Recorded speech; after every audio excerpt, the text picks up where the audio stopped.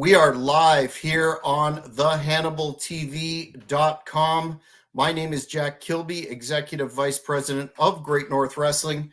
And tonight we have a very special guest, a man that I have been a fan of his work for a number of years. Always wanted to sit down and have a discussion with him regarding the rise and history of the quote-unquote alternative media and some collateral topics that we will discuss, most notably the fact that this man is a long-standing fan of professional wrestling, as well as hosting a very successful and intriguing podcast known as the Wednesday Locker Room. But for now, I'm going to introduce him as Billy Ray Valentine of the Infinite Fringe podcast. Billy, thanks for coming on tonight, sir.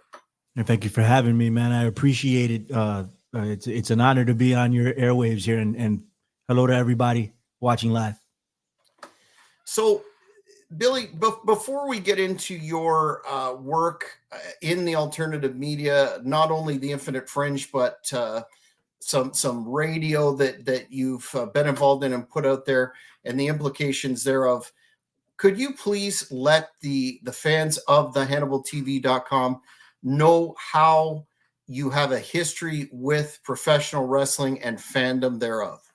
Yeah, man. Professional wrestling has been in my life since I can remember. I think my first memory, or one of them, is Hulk Hogan winning the WWF title way back in the day. I think I was 3 years old when I was exposed to that.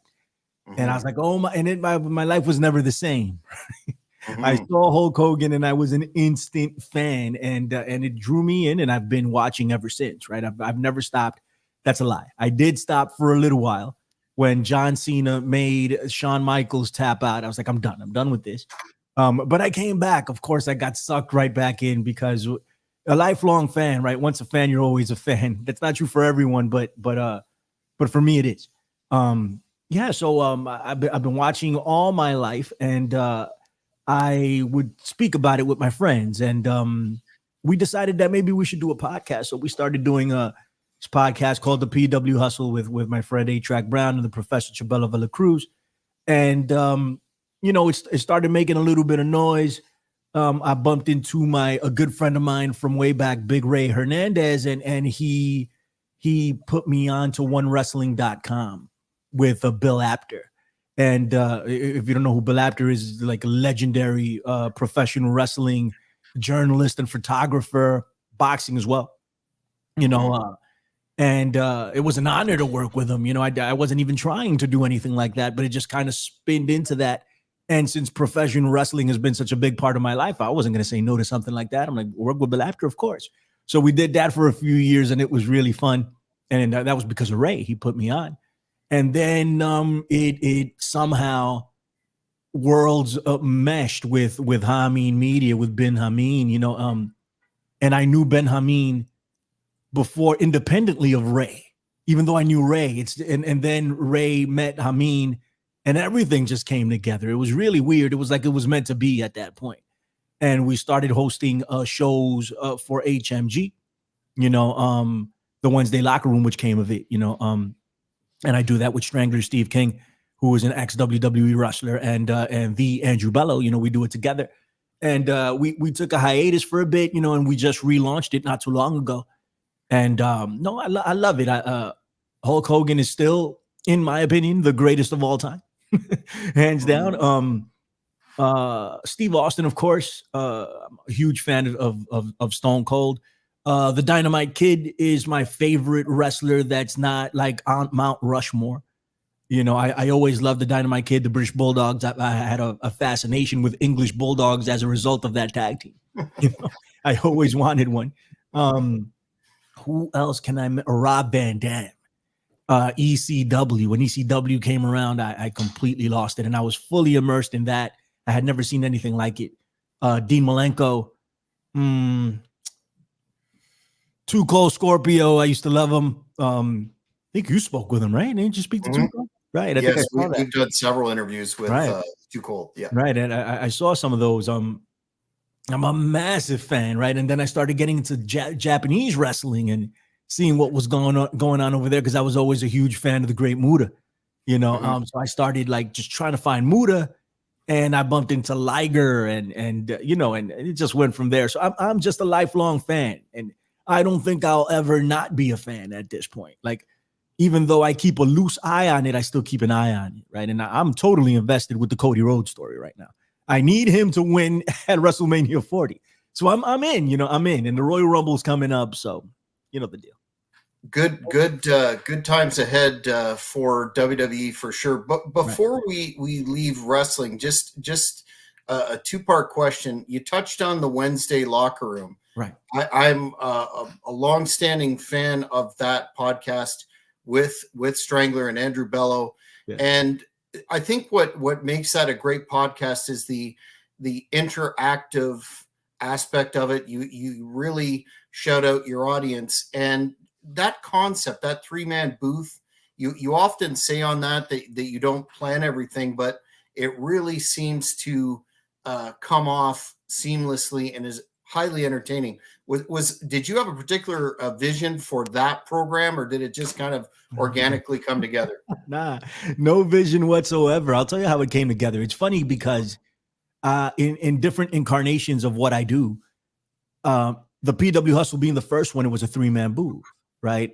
Then when I first started the Infinite Fringe, it was me by myself. But when I was picked up on Truth Frequency Radio, it was Ben Hameen who came along with me. I asked him to co-host, and Josh Corey from another podcast, the Iron Realm Media.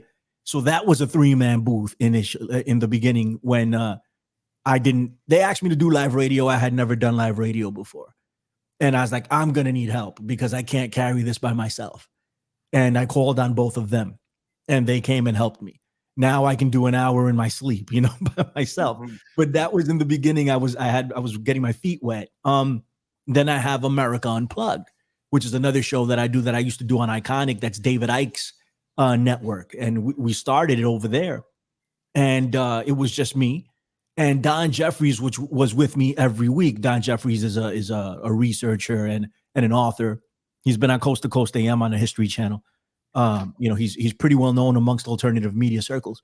And somehow that got turned into a 3-man booth with Tony Arterburn, who is formerly he is David Knight, who is from InfoWars. He's David Knight's fill-in host, and David Knight left InfoWars, and so did Tony. You know, and they went independent, and Tony joined us for America Unplugged. So that turned into a 3-man booth. And I'm fortunate enough to be working with these like incredibly talented people that can just go, because that's the way I do it, kind of. And I used to think that everyone would do it that way. And then hold on for a second. And then I found out that it wasn't that way. People plan out shows, people do that's just never the way I did it, you know. But a lot of the people that I work with are able to just sit down and do. So with the Wednesday locker room, I didn't want to do it. I told Hameen to keep me out of it, you know, because it was Ray's and Hameen's idea to do the locker rooms. They did the Monday locker room, the Wednesday locker room, and the Friday locker room. So Stevie Richards of the BWO, you know Stevie. Absolutely. Yeah. And he's just one of the most humble guys I've ever met in my life, you know, and I'm honored to call him a friend after watching him on television as I was a kid, you know.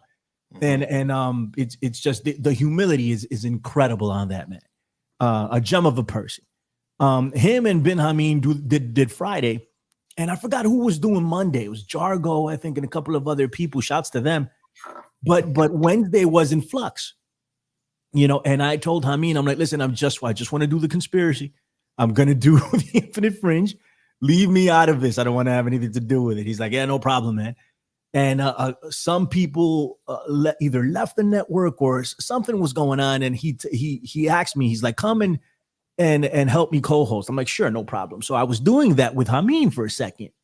And he didn't want to ask me to stay on because he knew that I wasn't interested. Right. But I told him, I'm like, listen, man, because that's my boy. You know, Hameen is my dude. I told him, I'm like, you want me to hang around and keep hosting this until you find someone better? I'll do it. And he's like, yeah, man, that'll be over. He told me. And I'm like, all right, great. So I kept doing it. And it was me and Hameen. And then I think I had Ray came on a couple of times, a couple of other people. And then I had to travel for business. I had to be away for about 3 weeks. And I had the Andrew Bello, who was working with another network at the time. He's a good friend of mine. And I was like, hey, this guy's fantastic. I'm like, we have to bring him in.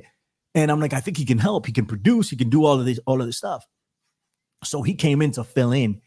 And Steve King sat in with him while I was gone. Right. So they did it for about 3 weeks. And then I came back. And when I came back, it just kind of turned into a 3-man booth after that. Like, it was me and Bello and Steve, and it just kind of stayed that way, but it wasn't planned to be that way at all. And we just sit down, like literally just, what are we going to talk about today? Okay, well, let's figure it out. Boom. And then we just go, and I'll read some headlines or I'll just come up with something that I've seen and we talk about it, just like we're doing right now, pretty much. We just talk about it because, we're all fans, and we appreciate the product and we critique it with love. Even though sometimes it may seem harsh, but it's with love. We do it out of love because we love the business and it's fun, so that's how it turned. That's how it became a 3-man booth. It wasn't planned. There was no vision for it, nothing. Like it just so happened to turn out the way it turned out. I didn't even want to have anything to do with it, to be honest with you. Well, it's certainly highly entertaining. And for those that haven't checked out an episode, listen to one and you'll be hooked, because there's nothing quite like the chemistry that the 3 individuals have on the show. Again, very, very entertaining. Moving over to the quote unquote alternative media and the rise thereof.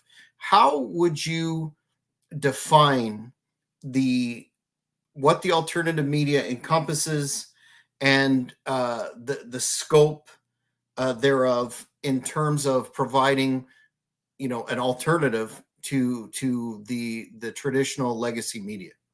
Well, thank you so much for the kind words. First of all, I appreciate it, and I'm sure the guys would appreciate it too.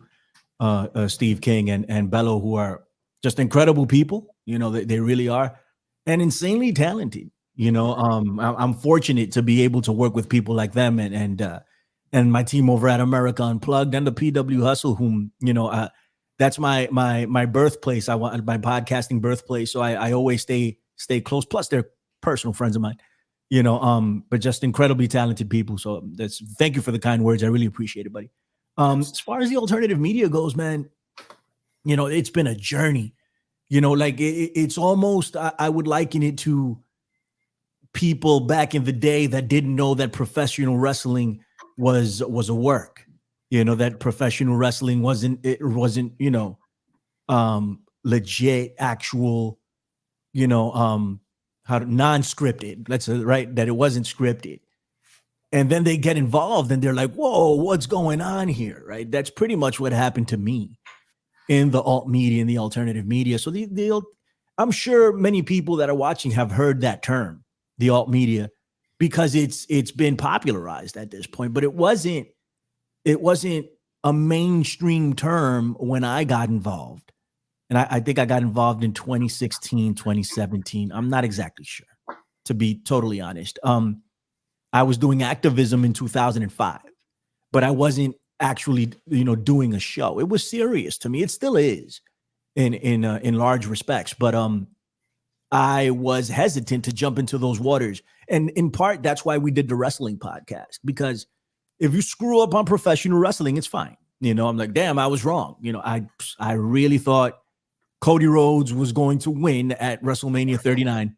He did not, right? And that's it, but the alternative media is a little bit different, when it's a lot different, actually, and there are elements of it that we can talk about and that are benign, right? We can talk about like a Bigfoot, or aliens and stuff like that. And that's a part of the alt media, right? But then there is the parapolitical, and that starts getting, sensitive, and you need to be as accurate as possible or as honest as possible, right? In order to not lead people the wrong way. And inevitably, right, like that's really difficult to do because who knows if you're on the right path, right? Like yourself personally. So it was discovery for me, getting on that path and realizing what the alt media actually is and what I thought I was doing and what I think I'm doing now, right? It's so, but the alt media is an alternative, exactly what it sounds like, right? They have the alt right,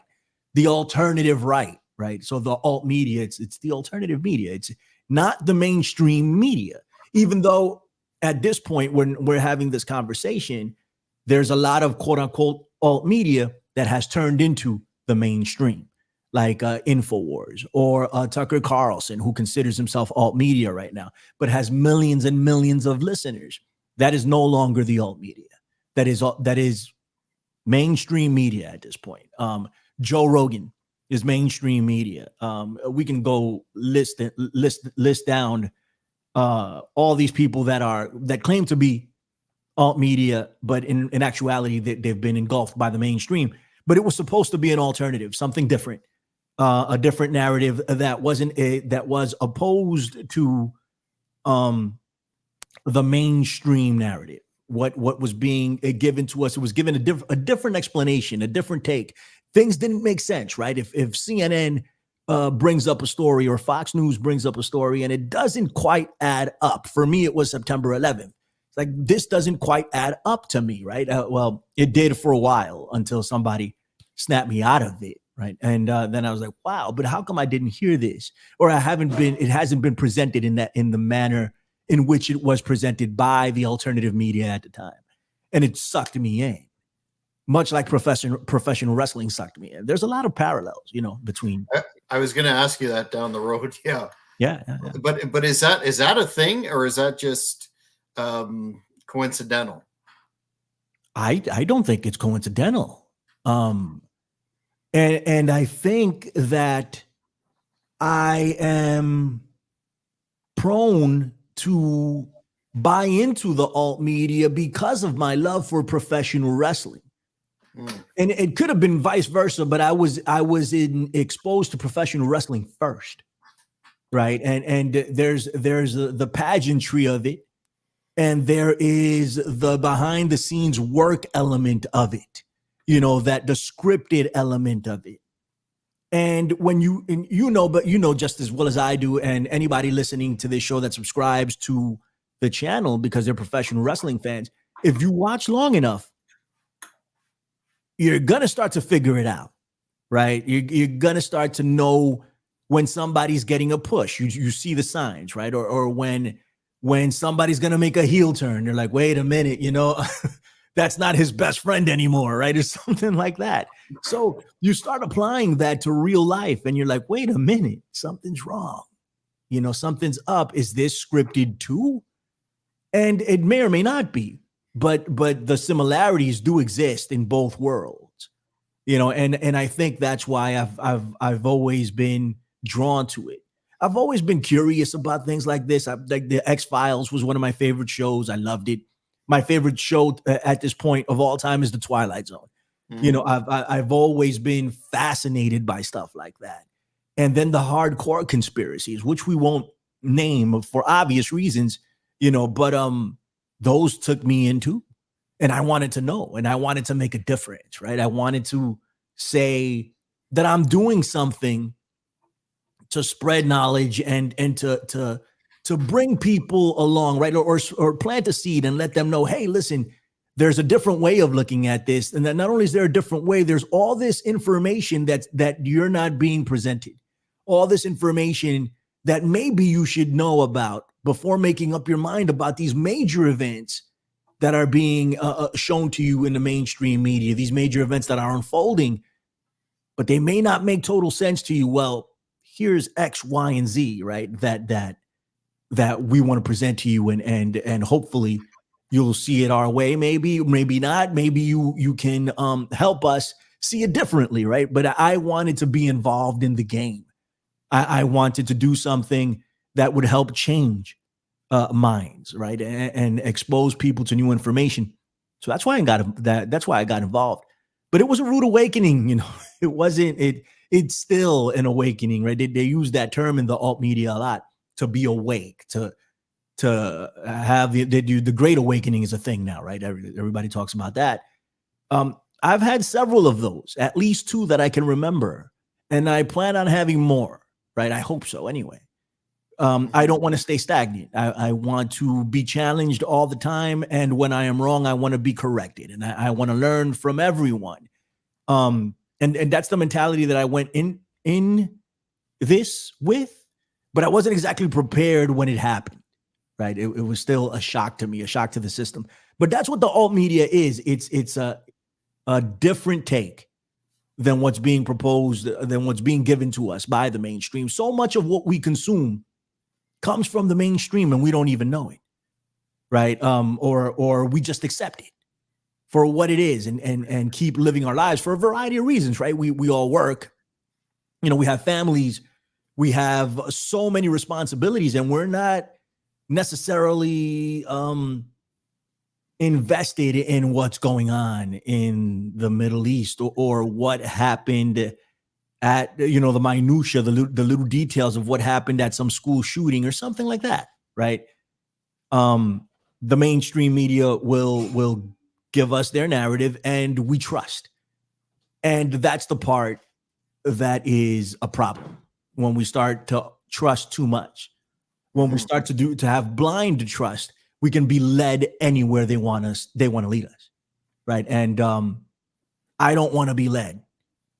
Unfortunately, I think that's what has happened, and I think it's happening to everyone, at different degrees. But the objective of this is to break out of that, to as much as it can be done, if that makes any sense. Yeah, and in terms of broadening your perspective and getting more information, right. In terms of the history or the growth thereof, on your podcast, Infinite Fringe, right, which is available on all platforms, I know you start off with a clip from, correct me if I'm wrong, Coast to Coast. Right. Now, could you explain to the viewers what that was, and would you consider that show and that individual to sort of be one of the major preemptive godfathers of the alternative media? Yeah, man. It is the platform to be on for the alt media. Coast to Coast AM is the biggest radio show in the world. At least it was last time I checked. It was Rush Limbaugh and Coast to Coast AM. Rush is no longer with us. God bless him. So I would assume that it's still Coast to Coast AM. If not, it's still up. It's up there. Yeah, that is they are the mecca of all of this stuff. If you want to, and it's so awesome. I don't listen anymore, right? But maybe I should go back and listen some more. I don't know, but to stay up till 12 midnight and have the music come on, and there's a feel to it. There's a vibe, of mystery, of curiosity, and it's like, man, what's going on here? And then they start talking about shadow people or cryptids, and secret alien bases underwater, stuff like that. That's just fantastic. And then it gets into the hollow earth, right? But then they get into biblical prophecy, but they also got into the parapolitical, and that's when it started to get real, not that it wasn't real before. There's people that claim that they've been abducted by aliens, right? And I've spoken to some of these people, and they are for real. They believe it 100%. I don't know what they went through, but they went through something, right? That's definite. Something's going on, and Coast to Coast AM is responsible for popularizing a lot of this stuff.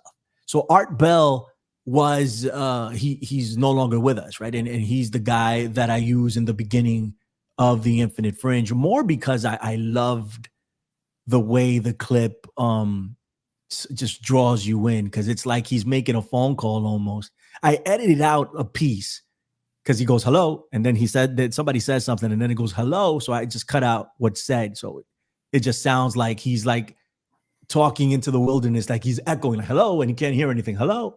So he's Talking looking to a for time traveler, right? right. He's looking for time travelers. He said, and I love that. I love that. I've actually put out a call for time travelers. No one's hit me up. Please, if some of you are time travelers or know a time traveler, please, the infinitefringe@gmail.com, hit me up. I'd love to talk to you. But yeah, so he said we're gonna open up the phone lines tonight for time travelers only, And I was like, oh man, this is fantastic, and I put the music I use under it is the Stranger Things, the series, which is incredible. I only saw the first 2 seasons. I cut it off after that, but the first 2 seasons are fantastic. And it's a remix of that song, made by the guy that does the soundtrack for Minecraft, the video game. He remixed it, and I love it. So I put it under Art Bell Talk, and I docked it, and boom, and it came out like that. So that's what it was. But Coast to Coast AM is still on right now. If anybody wants to go listen. But that's the alternative media light. It's not what it's become now. If you talk about the alternative media now, it's very parapolitical, very, very involved, very triggering, very divisive. It could be, So beware, when you go diving into those waters. But Coast to Coast AM is a nice place to start, because if you're into the paranormal, and if you want to dabble into biblical prophecy, remote viewing, alien stuff like that, man, that's the place to go. I love Coast to Coast AM. So a lot of folks were influenced by Art Bell, without a doubt, in the genre right now. Yeah, absolutely. The interesting part about the rise of the alternative media, I find, is within the past 6 to 7 years, there have been significant world events, the 2016 election, the pandemic, et cetera, and there seemed to be a commensurate growth with that, away from with the exception of flat Earth, which I want to get you to comment on as well. Yeah. But that was a hot sort of commodity for a couple of years, and then it seems that the paranormal and the the Bigfoots, the monsters, and all this other sort of fun stuff, for lack of a better term, has sort of been subjugated in favor of the political commentary. Do you have any thoughts on why that has occurred, and it's sort of deviated away from, as you touched on earlier, its paranormal, fantastical, quote unquote, roots? It still has a little bit of it, but it's incorporated into the parapolitical. Why it's happened? I mean, this is a bit of a this is a very complicated question, and to give it a bit of a 101, I really don't know if for the novice they would understand what I'm trying to say. So I'm going to do my best. And keep in mind, I am a conspiracy theorist, right? That just for the people, right? And there's a certain amount of paranoia that goes into that, right? I've recognized that, right? My level of paranoia, I like to think, is not half as bad as a lot of people, but there's still something there, right? Or an insecurity, but they all stem from something. It stems from somewhere. So I'm going to put my tinfoil hat on right now, and I'm going to explain this as best as possible. I think what's gone on is a co-opting of the alternative media by people that seek to mold your perception, the perception of you, the perception of me. And this can be proven. So I can't say conspiracy theory, right? I don't think it's a theory. Parts of it, I guess, are a theory, but can it be proven that the government, at least the government of the United States, but there are many governments around the world, are trying to mold your perception 100%. That is proven, and it's admitted. The U.S. government, I mean, I think it was the Army, put out a video not too long ago called it's called "The Ghost in the Machine," and they're recruiting people for psychological warfare. and telling you in the video what they can do and how they can do it, and how the pen is mightier than the sword, right? Like it really, the ideas that they put forth are mightier than the weapons because they can control you that way, and they look for people that can help them along with this cause, and it's mind control, for lack of a better term. It's what's going on. So I think that's why there's been a shift. It's been a co-opting, and it's been slow. It's been a slow drip. Alex Jones of InfoWars has a lot to do with it, with the popularization of a lot of these conspiracies and taking it into a parapolitical realm.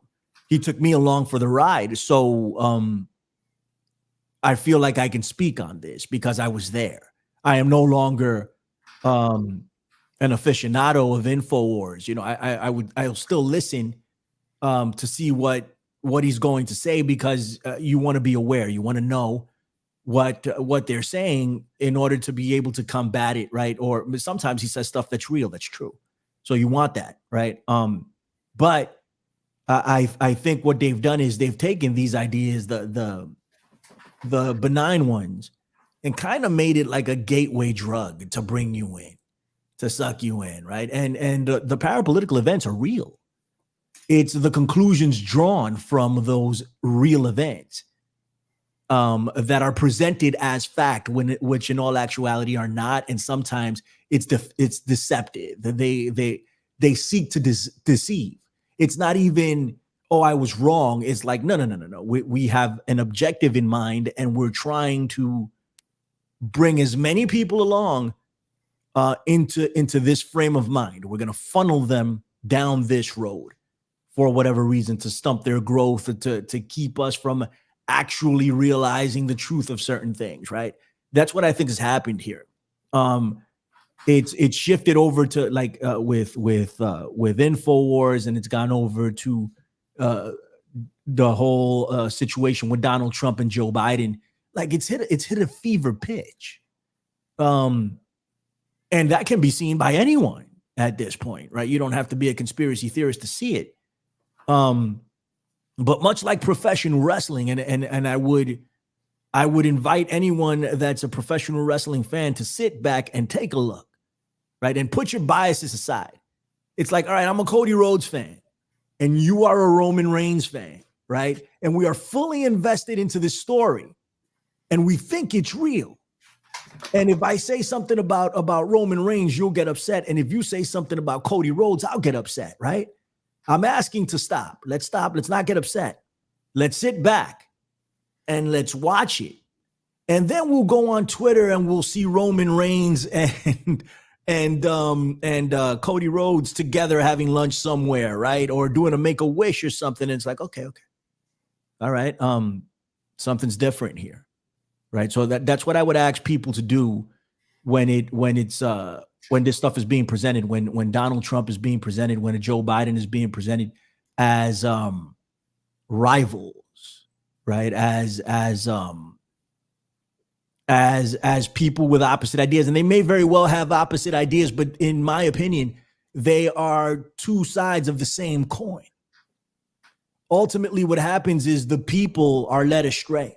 The people that support them, that hold them up. They need us to do it. Right? We are the masses. We are the people. There are so many of us. There are not too many of them, but they have all the control. But if we sit back and just take a look and just put aside the kayfabe, man, let's see what's going on here. I think you'll see a totally different view of what's unfolding in front of your eyes. And that's what I try to do. Try to let people know that we are under mind control, including myself. I know this might sound completely crazy to some, but really stop and analyze how many thoughts that you've had in your mind actually originated there. You know, how many thoughts, how much of your beliefs actually originated in your mind, or did they come from some external source? And what did that external source seek to do by putting those ideas out? It's a tough road. Go ahead, sir. I've heard you speak on that quite a bit, and also the fact that, you know, some of the the concepts that were considered, wildly in left field, et cetera, like a few short years ago, Right. now seem to be, mainstream sort of information. So that shift from, and not everything, of course, but that shift from, you said the tinfoil hat conspiracy theory sort of base to now a lot of it's mainstream. With you touched on Mr. Carlson, who has this huge audience, and others. That is perhaps the most interesting development in the alt media in recent years. Would you not agree with that? Absolutely. I think we're being manipulated here. Let's take a look at how this all came together, right? Just the most recent events. Twitter, which is now X, Twitter was involved in banning everyone and their mother, right? Not too long ago. You got everybody that had some type of alternative voice gone. Boom, you're out. Whether they had a good opinion or a bad opinion, it doesn't matter. That's not what I'm trying to talk about. Everybody who had a dissenting opinion to what the mainstream was trying to push, gone from Twitter, right? Alex Jones is gone. Donald Trump is gone. They're all gone, right? In comes Elon Musk. Elon Musk buys Twitter. And he took a giant loss. He lost, I think, billions of dollars, a ton of money, in the purchase. Didn't really make much sense to me as to why he would do it. He said he wanted to reopen it for free speech, right? So what does he do? He brings back all of these people, right? And he provides a platform for Tucker Carlson, who got fired from Fox News. Right. And Tucker was already starting to dip his toe in some of the alternative narratives. For what reason, I don't know. Right. I have my opinions on it, but that's just my opinion. Right. So I don't know why exactly he's doing it, but I can give you my opinion. And he gets fired and he finds a home on X, where he is able to say what he wants to say when he wants to say it. But let's track Tucker Carlson's career. He worked for MSNBC. What did he tell that audience? Then he went over to Fox. What did he tell that audience, right? And now he's on X. What is he telling that audience? And what audience do you find on X? You find everybody who wants to hear alternative thought. So he is feeding a narrative to all these people on Twitter, on X. It's a mainstream narrative. It's been the alternative ideas that he's putting through are being given with a caveat. They're being given with a purpose, right? And he has such a large audience, and people are saying, wow, he's talking about 9/11 all of a sudden. Why is he talking about 9/11? Why? Why did he have Kevin Spacey on not too long ago? Not only that, he had Epstein's brother on, Mark Epstein. This is like 2 weeks ago.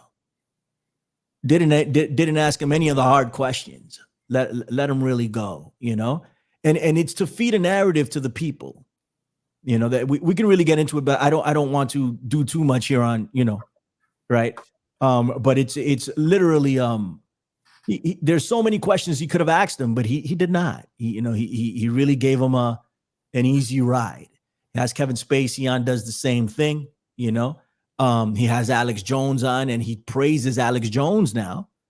And I think he's just being a grifter, but not on top of that. It's spreading ideas that seek to divide. In my opinion, these are very divisive ideas. Go ahead, sir. Yeah, and that's something I wanted to bring up. There's to the lay person who isn't familiar, like the term alt media. I've heard you speak on this as well. There's not a unanimous consensus on anything, or the alt media isn't a single homogeneous construct. There's a lot of I don't want to say opposing factions, but it's There are. it's not something that you can label as everyone in the alt media, prescribe to this theory or et cetera, et cetera. What do you think that phenomenon is going to translate to in the future? Does it take away some of the you speak of credibility of information, et cetera, when you have all these disparate voices within that one banner? Or what's your thoughts on that? I think it's been co-opted to be a part of the conservative right, to be completely and totally honest and blunt about it, as blunt as I can be. But it's not real conservatism, right? If it's not pure conservatism, it's not a Ron Paul style conservatism. This is neoconism mixed with Marxism mixed with I don't know what, that's what the alt media has become. There are branches to this tree, right? So as I am a part of the alt media, but I don't consider myself. It's like saying Christianity, right? And then they have the Pentecostals, they have the Catholics, they have the Baptists, but they're all Christians, right? This is one of the best ways I can explain it. There's different branches to the tree, but I think we all sit under the umbrella of, for the most part, conservatives, and now there's the Christian nationalists, right? That are heavily involved in the alt media. There's the faction that is very, very pro Donald Trump. There's a faction that is anti Donald Trump. But it seeks to divide. I think division is the term of our time. It's division. It's all about division, not addition, not subtraction. It's division. Right. And they divide us like a pizza pie, and they've taken the alternative media and chopped it up in so many different.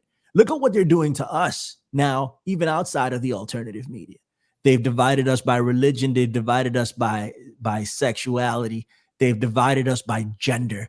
They've divided us by every race. You name it. It's all division. And I think what they seek to do is to keep us as far away from each other as possible. Because if we all come together, the whole system falls apart, right? And because we are the system, right? And that's what we need to realize. We are the cogs in this machine that makes it run. If we ever want to stop, it would stop, right? If we ever want to disengage, it's over. We can really set the rules. We can start dictating what we want as far as work, as far as the work week, as far as benefits, as far as payments. We can set that, but we have to come together to do it. And we're so far apart that we'll never do it, and they'll do it for us. The few, the 1% is what you hear. It's a lot less than that. But they are the controllers, right? They are the people, and they seek to remain in control. And they do it via division and via mind control. That's just the way it is. Before I ask you about future trends, and I do appreciate you being so generous with your time today. All right, man. Thank you, bro. Yeah. Can you comment on why this flat Earth phenomenon thing seems to have caught absolute fire? Because I am particularly interested in the level of discussion around this concept that takes place. You can find entire podcasts dedicated to flat Earth. Yeah, man. Yeah. And I know most of the prominent flat earthers, right? If you name the biggest flat earthers out there, I probably know them, right? And I'll tell you what, they're some of the coolest people in the world, right? I know David Weiss. I met him personally, one time, and he got me a bottle of hot sauce that he created, flat earth hot sauce. I still have it on my desk over there. And I told him, he's like, you have to try this. I'm like, no. I'm like, I'm never going to eat this. I'm never going to put this on my chicken. I'm never going to open this bottle.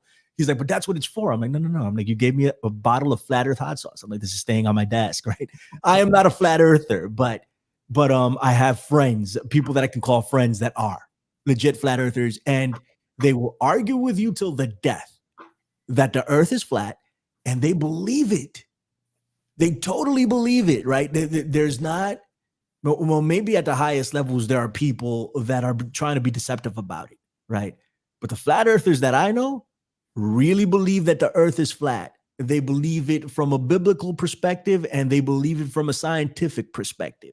And they work towards trying to prove it, which is more than I can say for most people, about anything in life, and they are passionate about it. It's something I got to admire, even though I don't think the earth is flat. I'm like, you did what? You went out and they're like, yeah, we devised this experiment and I can't even begin to explain. Okay. And they're like, yeah, we did this, and we, the sea level. So we went out and they have footage of it and everything. And I'm like, good Lord, they're that passionate about it. And it makes people good people. Also, they're like, you know what? It brought me closer to God to find out that the earth was flat. And I'm like, how? And they're like, well, because they're trying to keep this from us, and they're trying to keep God's creation from us. So I feel closer to God. And I'm like, wow, like what can I say? But to your point, there are a lot of people out there that think that it's a psyop, right? To discredit. And it can definitely be that, right? It can definitely be that. Like I know I interviewed Bart Sabrell not too long ago. And that is the guy that made a documentary called A Funny Thing Happened on the Way to the Moon. He doesn't think anybody landed on the moon, right? And he got punched by Buzz Aldrin.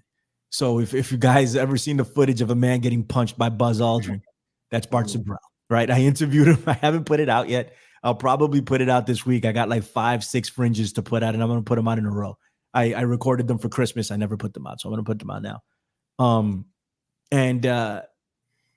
He believes it's sort of a psyop, the flat earth, there's other people that believe that too, that it's been brought in to discredit people, to make people look stupid.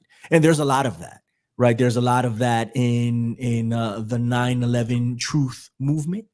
There's a lot of straw man arguments, muddying the waters, right? There's a lot of that in pick a conspiracy.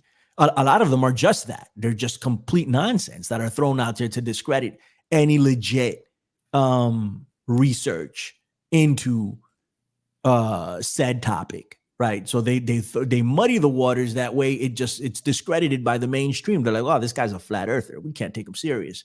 Go over there. So there are people that think that. I'm in a very interesting position because of it. Like, and I thank the Lord, right? That I've been able to come. Some of my best friends, like Josh Corey, who co-hosts the Fringe with me, along with Ben Shapiro, but with Ben Hameen. He's a flat earther, and he's still involved with me today. We still talk, and he's a friend. I consider him a friend. Like I said, David Weiss is a flat earther. Jason Lingram, who works with Crow 777. I haven't talked to him in a couple of months. I got to reach out, but he does presentations at the Flat Earth Conference all the time. I don't know if he's actually a flat earther, but he's open to the idea. Mark Devlin is a flat earther, right? He hit me up the other day. He might be coming to New. I have to read the email he sent me. But he is a full-on flat earther. One of the best people I know. And so there's a lot of really good people in the movement. There's just people that believe different things. And I think we would benefit from not turning a blind eye to some of these things, right? Like, it's, even if we don't believe it, just hear it out. I still don't believe it, I was definitely open to hearing it. And sometimes I would be convinced that something was up. I was like, wait a minute, I'm like, maybe you're right. There is no, curvature. I'm like, I don't know anything. I'm not a scientist. I don't know anything about this. But at first glance, I'm like, damn, really? And then I have to go look it up, and I'm like, okay, maybe that's not right. I don't know. But A lot of these people are super smart people. Yeah, and I just find it interesting that so many intelligent and good people, by the sounds of it, are so passionate about such an obscure kind of talk. That's what I don't understand. Why it is a niche of a niche of a niche. Yeah. I To don't be that disagree with you. passionate about it. It's community. I would again. I'll go back to professional wrestling because that's what we share in common, and that's what the audience is most familiar with. Professional wrestling is a niche, right? Let's look at the great scheme of things here. Forget about the Attitude Era where it spilled out into the mainstream. It's a niche. The WWE is not a niche even though you can make the argument for it. But real like AEW, man, if you're watching AEW, that's a niche, right? It's the bigger end of a niche in our world, but that's what it is, And then we go to the indies. If you live in the United States and you're watching New Japan, it's about 10,000 of you. Really, that watch it religiously or that subscribe to New Japan Network. It's 10,000 people. It's not a lot of people. More people listen to the Infinite Fringe than subscribe to New Japan. It's a niche. But what brings us together? We love it, right? We love it, and we can talk about it, and we find kinship in people that relate to what we like. So, we'll develop friendships. I'm friends with people that I've never even met before in my life over professional wrestling. It's via the internet. I've never met them in person. And we talk all the time about pro wrestling. It's great. Same thing. Apply that to the flat earth. Apply that to Conspiracy X. Apply that to Trump support. Same deal. Everybody, and that's not a niche, but the conspiracy world is a niche. Flat Earth is a niche, and professional wrestling is just that. It is what it is. If you're going to the local indie show, just go. I'm going to one in February. There'll be like 200 people there. In New York City, I live in New York, right? 200 people. We have 8 million people in the city alone. But there's only 200. That's the scale, right, of some of this stuff. Sure, we'll sell out Madison Square Garden. The WWE will, but it's a niche. Like we don't have big stars anymore. There's Hulk Hogan, The Rock, Stone Cold. We don't have those transcendent stars anymore. John Cena was the last one, right? And he doesn't come up to the level of a Stone Cold or The Rock. He was the last one. Roman Reigns isn't on the level of John Cena. CM Punk, you might be able to make an argument, but that's it. That's all we got. Brock Lesnar, maybe, that's recognizable to those levels.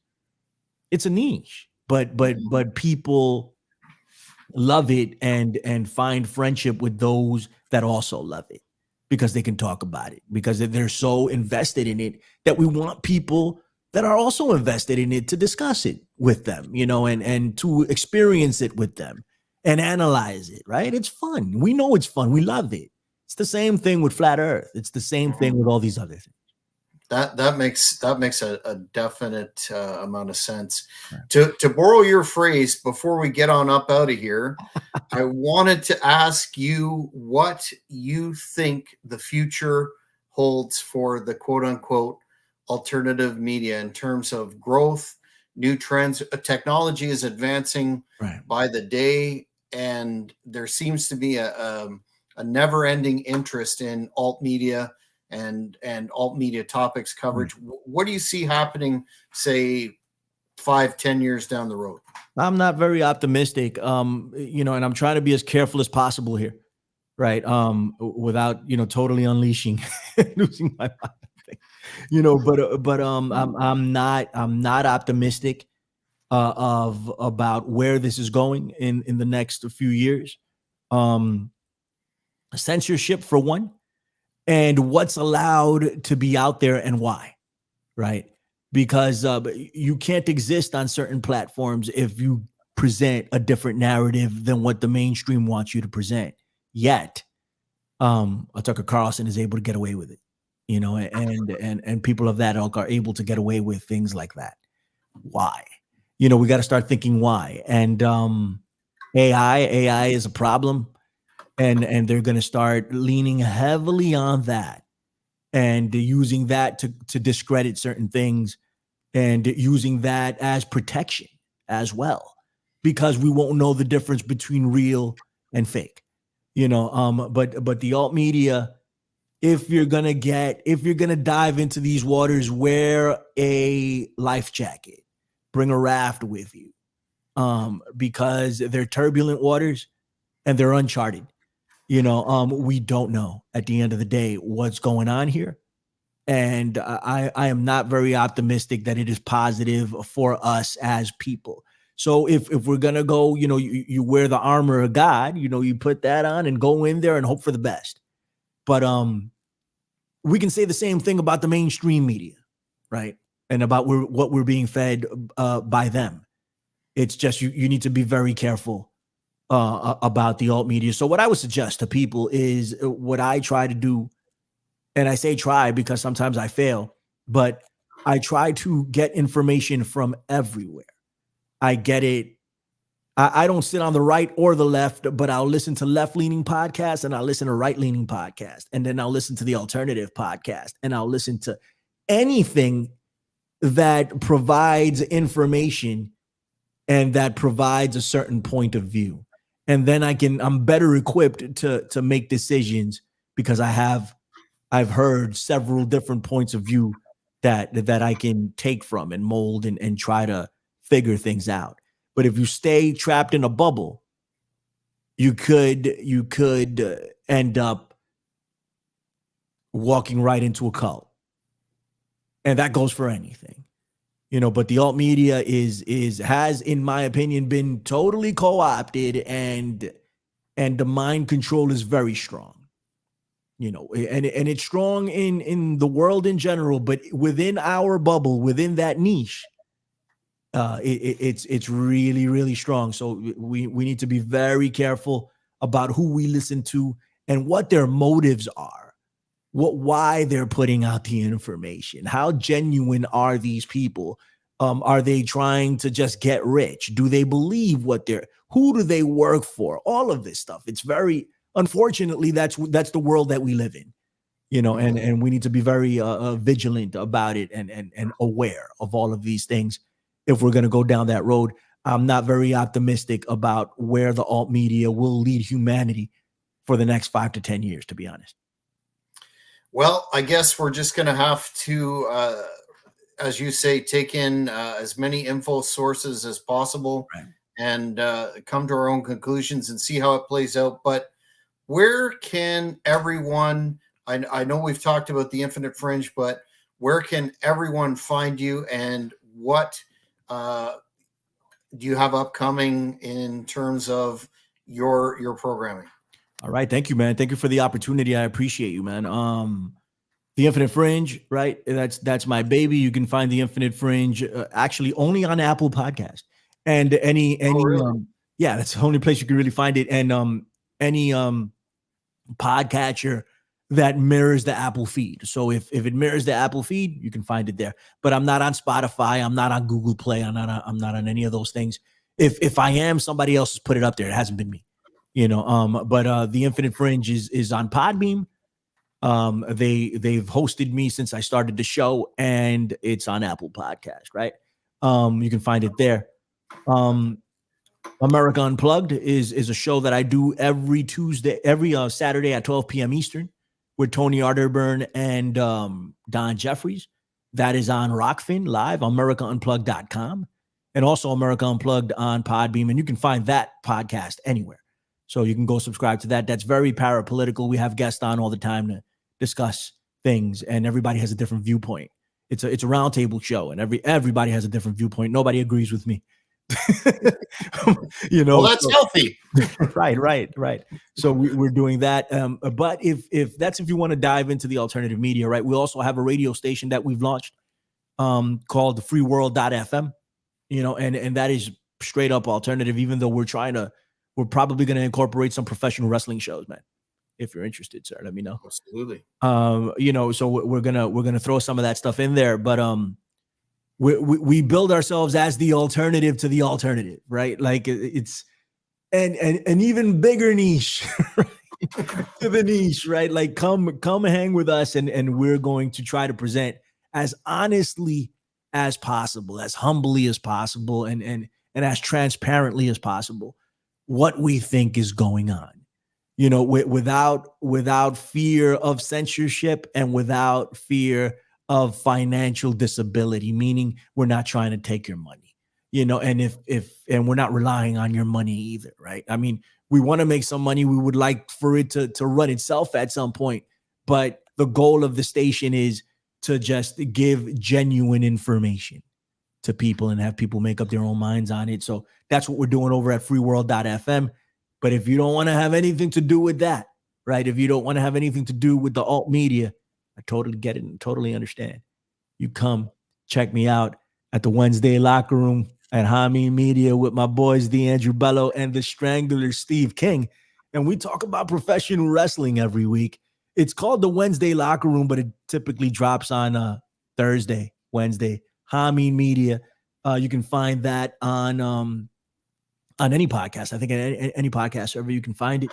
And the PW Hustle. Now, if you go over there, it's a YouTube channel, and A-Track Brown, who is my partner, does a lot of reactions over there to pop culture stuff. But we still do professional wrestling over there. So a WLR, you can see it over there too from time to time. But be warned, the A-Track is not for everyone. Okay, you'll either love them or you'll hate them. So just be warned about that over at the PW Hustle. And that's all, brother. That's all I got. The Infinite Fringe. We're gonna drop some new episodes. I have, I did some fun stuff for the end of the year that I hadn't been able to pull up. I did the moon landing with Bart Sabrell, even though that got kind of heavy. And we did an episode on whether or not you should eat meat with Yeka. I did the Shroud of Turin, with a scholar, Joseph Marino, who's devoted his life to it. It was actually very interesting. We spoke about the Ark of the Covenant, and we spoke about the Holy Grail, and so many different things, and Hitler's involvement with the Shroud, all this stuff. It was dope. And we just did a UFO roundtable, and I don't dabble enough on the UFO stuff, so I need to start doing that some more. We'll probably do that in 2024. We'll take it more into the sci-fi realm, but we're still going to touch on the parapolitical, trying to give it an alternative opinion to the alternative on the Infinite Fringe and on America Unplugged, freeworld.fm. So professional wrestling and that's what I got going on. I really appreciate it, buddy. Thank you. Well, Billy Ray, I am thankful for your time this evening. It did not disappoint. Always a fascinating discussion. Your work is very unique in a unique realm, and I would encourage people to check it out because you always learn something from Billy Ray Valentine's podcast. So once again, thank you for joining tonight. I really appreciate it, buddy. It's been an honor. Thank you. Well, fans, that's it for this special podcast tonight. See everyone down the road. Thank you for watching the Hannibal TV. Please like this video if you enjoyed it and click the subscribe button to not miss any of